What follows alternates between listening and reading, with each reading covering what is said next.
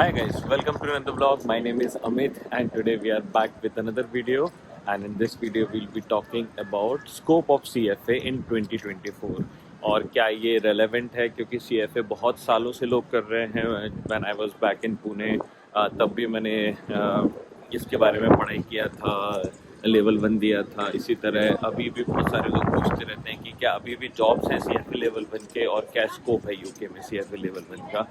So in this video we'll be talking about the scope of CFA and also we'll be talking about क्या क्या changes आए हैं, कौन कौन से modules होते हैं, कितना फीस है CFA का और क्या आज भी relevant है या 2024 में जब AI बहुत ज़्यादा आ गया है, बहुत सारे jobs लेने लगा है फाइनेंस के, अकाउंटिंग के, तो क्या स्कोप है CFA का. और साथ में थोड़ा सा वॉकिंग टूर भी देते हैं आपको, दिखाते हैं पूरा. This is Buckingham palace.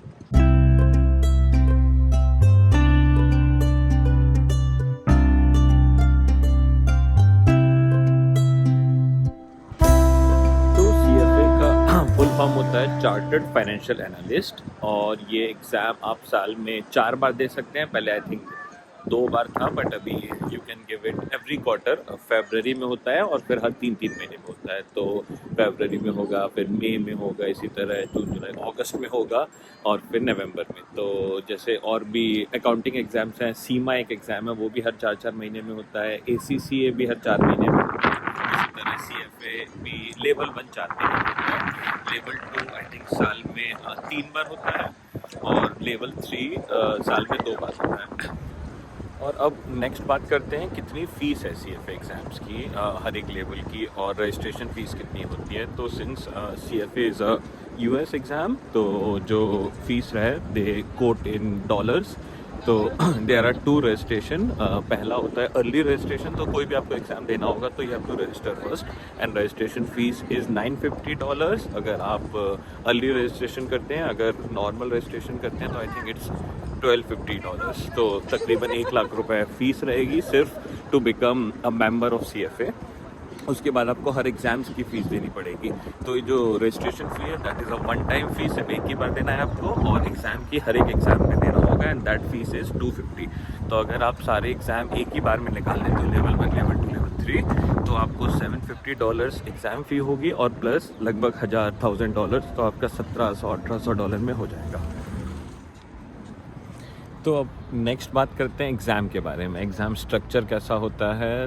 तो सबसे पहले लेवल 1 की बात करते हैं. तो लेवल 1 में दो अलग अलग सेशन कह सकते हैं. तो मॉर्निंग में एक होगा, फिर लंच ब्रेक होगा और आफ्टरनून में होगा. तो मैंने यहाँ पे खोल के भी रखा है. तो इट्स 180 क्वेश्चन आएंगे, 180 मल्टीपल चॉइस क्वेश्चन, 4 ऑप्शन रहेंगे और it is split between 2 sessions of 135 minutes. तो पहले सेशन में रहेगा 2 hour 15 minute and second session में भी it will be the same 2 hour 15 minutes. तो अब नेक्स्ट बात करते हैं कौन कौन से मॉड्यूल्स रहते हैं CFA में. तो CFA लेवल 1 में टोटल 10 मॉड्यूल्स रहेंगे और एक एक करके सारे मॉड्यूल्स की बात करते हैं. So the first which is really important और बहुत बार लोग इतना ध्यान नहीं देते हैं जितना देना चाहिए, दैट इज़ एथिक्स. तो एथिक्स में जो एथिकल प्रिंसिपल हैं CFA के, जैसे integrity, objectivity, professional due diligence और भी इसी तरह के I think total 6 ethical principle होते हैं जो CFA वाले.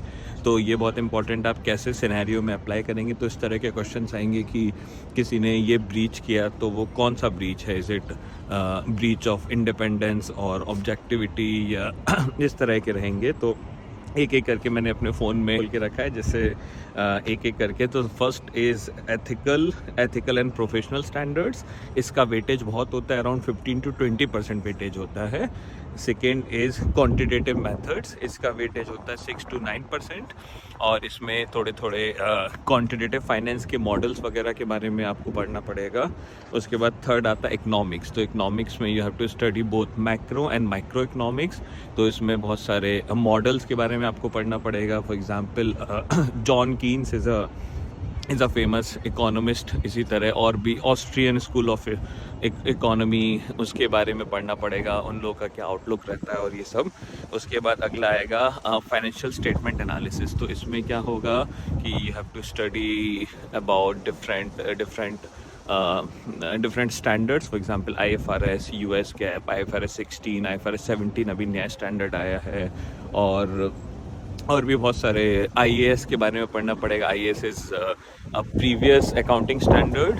थोड़े थोड़े IFRS के साथ ओवरलैप होते हैं, थोड़े थोड़े अलग होते हैं. जैसे IAS 36 property plant and equipment, कैसे उनको आप मेजर करोगे, क्या क्राइटेरिया होगा, डेप्रिसिएशन किस तरह का होगा, स्ट्रेट लाइन होगा या ऐसे इस तरह के टॉपिक्स रहेंगे जो आपको पढ़ना पड़ेगा. उसके बाद आएगा सेकेंड, उसका अगला है portfolio management.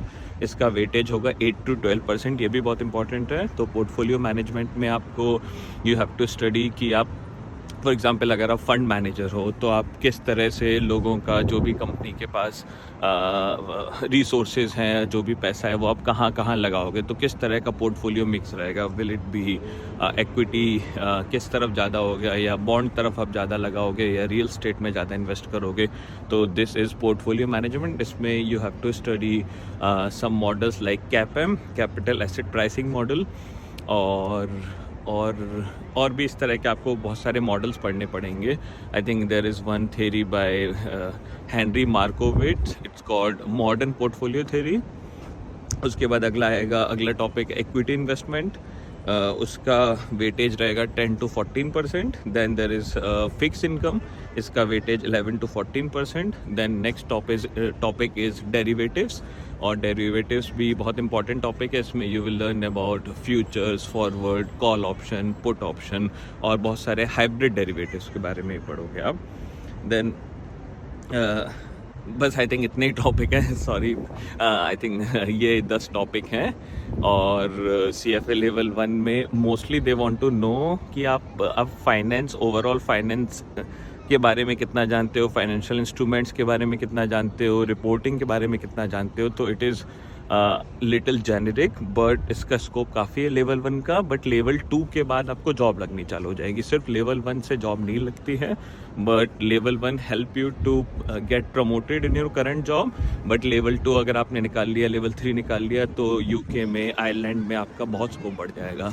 So I made this small video regarding the scope of CFA, what is CFA, how much it cost you to appear for those exams. तो अगर आपको ये वीडियो अच्छा लगा तो please do subscribe the channel, and I'll see you in the next vlog.